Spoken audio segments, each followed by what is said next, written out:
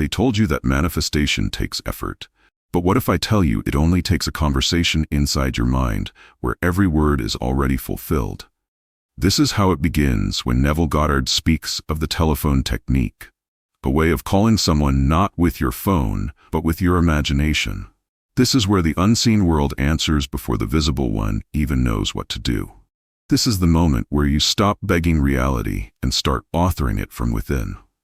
This is how you dial the frequency of your desire, not by digits, but by feeling the emotional tone of completion.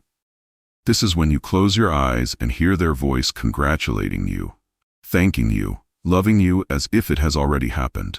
This is where imagination becomes sound, sound becomes vibration, and vibration becomes manifestation. This is why Neville said the secret lies not in words, but in conviction, not in effort, but in assumption.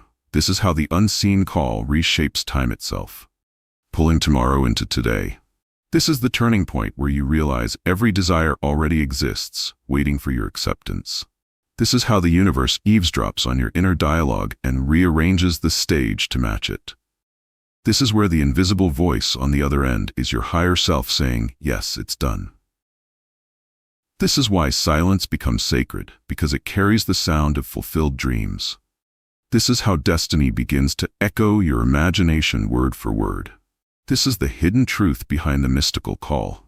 You are both the caller and the receiver. This is how imagination answers every question before life asks it. This is where belief and sound merge into a new world. This is how the impossible becomes a memory before it's even visible. This is why you never need proof, only inner hearing. This is where Neville's technique transforms imagination into living reality. Can you imagine closing your eyes and hearing the conversation that would prove your wish fulfilled? Not someday, but now? This is how the second revelation begins. Not in effort, but in surrender. Not in chasing, but in receiving. This is where the telephone technique reveals its power. Not to reach another, but to reach yourself in a higher state. This is why Neville said, imagination is God acting in man, and every mental scene is a creative act. This is how you practice. Imagine the tone of their voice, the warmth in their words, the gratitude that everything has already come to pass. This is where emotion becomes the dial tone of the universe, signaling that you're ready to receive. This is why your faith must sound like it's already finished, because imagination only responds to completion. This is how the illusion breaks and the real begins. This is why those who master the call live as if miracles were casual.